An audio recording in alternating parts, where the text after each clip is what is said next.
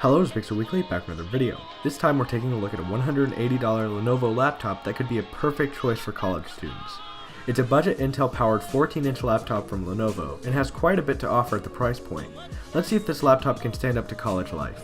First, let's start off with the build. This laptop, unsurprisingly, is completely plastic, but I honestly think this is one of the best designs of a completely plastic laptop to date.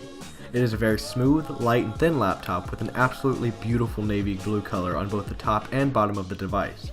Of course, because it is plastic, I would not go throwing this laptop around very much. It's only around 1/8 of an inch thick at its thickest point, and also extremely light. I weighed it at just over 3 pounds, which is just over 1.3 kilograms. It's super light and easy to carry, and you won't even feel it in your backpack or computer bag. Sticking with the hardware, let's go to the I/O. It features 2 USB 2.0 ports and a headphone jack on its right side, and 1 USB 3.0 port, a full HDMI port, and a microSD card slot on its left side. This is plenty for USB flash drives, listening to music or podcasts, etc. And a mouse and keyboard and more, but sadly there's no CD/DVD drive on this laptop, so you won't be able to watch movies or download music from a CD if you have one. And of course, the microSD card slot is also perfect for expanding storage.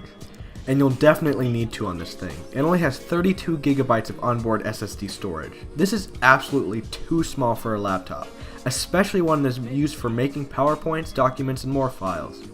With the microSD card slot, you can add much more storage. We have a 32 gigabyte microSD card in ours, but keep in mind, adding storage also increases the price of the combo.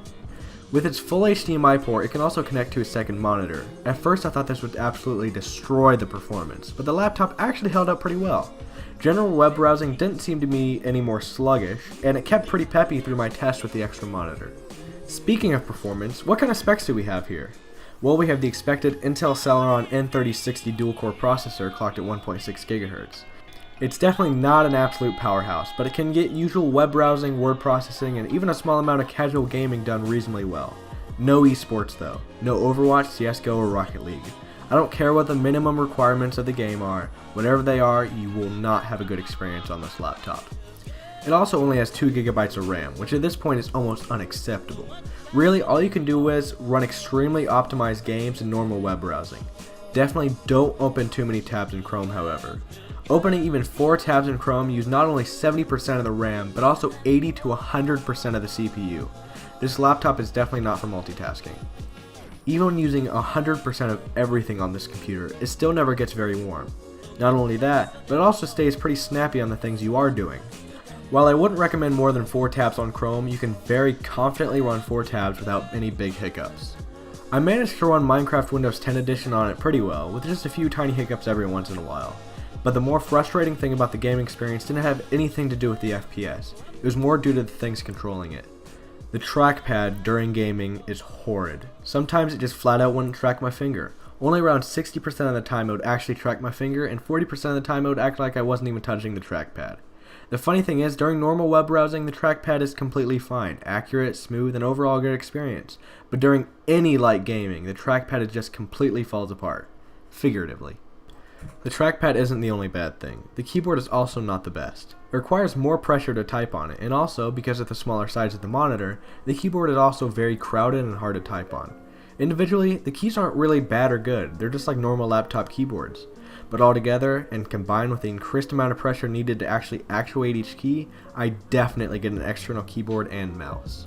Let's move over to the display. For 180 USD, you would not be expecting something good, or even passable. But this screen really surprised me. It's 1366 by 768, but because of its size, it looks higher resolution than it actually is. It also has excellent viewing angles for a laptop in this price range. With acceptable color accuracy, it won't blow your head off, but it looks much better than the computer at this price point only 3 years ago. If you don't expect a perfect display, you won't be disappointed by this little guy. As you can see, the webcam is definitely not the best thing. It, in fact, is probably the worst webcam I've ever seen on a laptop, but for something for $225, it's not too surprising.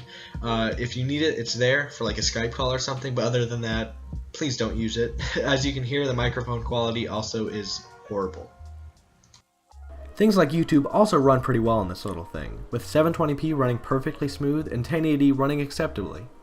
and you'll be able to watch videos all day with this thing. It has magnificent battery life. I usually get around 4 to 5 hours of screen on time. I'm going to be honest with you guys, I haven't tested the battery too much, but the testing I have done on it, I've not been disappointed. Something that is a disappointment, however, are the speakers. I wasn't expecting them to be good, but they still managed to disappoint me. Not only are they downward facing, they also don't get very loud, and in my opinion, they sound really bad. Take a listen.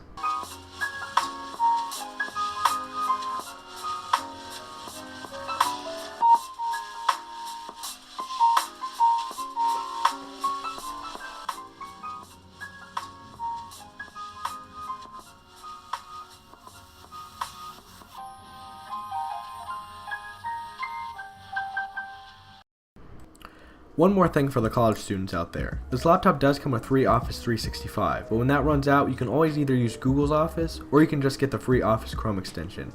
Keep in mind, with this Chrome extension, you will not be able to save things directly on the computer. You have to use OneNote. On that note, it's time for our overview of the Lenovo Ideapad 100S. It's not a bad laptop for the price. However, you can get a much better laptop from Lenovo for only around $50 to $100 more. Right now, the Lenovo Ideapad 110-15 is anywhere from $225 USD to $280 USD, and you can get a lot more for a few more bucks. You get an AMD A6 quad-core 2 GHz APU with Radeon R4 graphics, and a 500 gig hard drive, and a 15.6-inch screen. And I found it at Best Buy, so you know you can find a better deal online. It's not all good though. With no included Office 365, and it's over a pound heavier, and finally, it only has around a 3-hour battery life.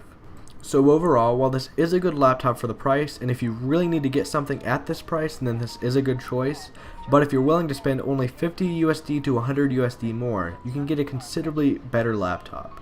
But again, I know college students don't have crap money-wise, so this might just be a great choice for you. You get an okay processor and just enough performance for 99% of college tasks.